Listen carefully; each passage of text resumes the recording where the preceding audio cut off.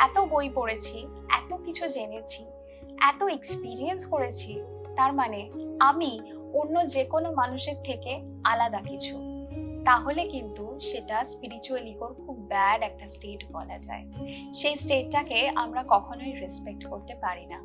কারণ একটা মানুষের যদি স্পিরিচুয়াল ইগো থাকে, তাহলে আসলে তার জার্নিটা কিন্তু এখনো জাস্ট স্টার্টিং বা বেসিক লেভেলেই রয়ে গেছে।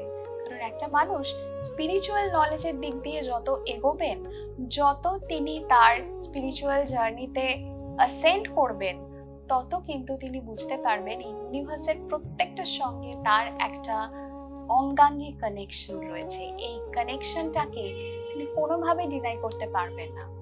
তাই কোনো মানুষের যদি মনে হয় তিনি অনেক বই পড়ে ফেলেছেন, অনেক স্পিরিচুয়াল পডকাস্ট দেখে ফেলেছেন এবং তিনি অনেক কিছু জানেন, তার আশেপাশের মানুষরা কিচ্ছু জানে না, তার মানে সেই মানুষটা স্পিরিচুয়াল ইগোর মধ্যে দিয়ে যায়। মানুষকে সে ছোট করতে থাকে, মনে হয় যে অন্য মানুষ কিছু জানে না, আমি এত বই পড়েছি, এত কিছু জেনেছি, এত এক্সপিরিয়েন্স করেছি, তার মানে আমি অন্য যেকোনো মানুষের থেকে আলাদা কিছু।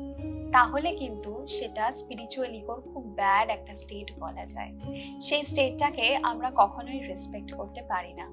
কারণ একটা মানুষের যদি স্পিরিচুয়াল ইগো থাকে, তাহলে আসলে তার জার্নিটা কিন্তু এখনো জাস্ট স্টার্টিং বা বেসিক লেভেলেই রয়ে গেছে।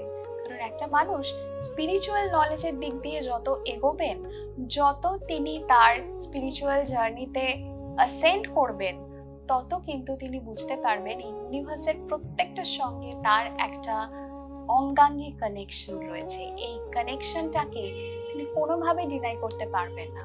তাই কোনো মানুষের যদি মনে হয় তিনি অনেক বই পড়ে ফেলেছেন, অনেক স্পিরিচুয়াল পডকাস্ট দেখে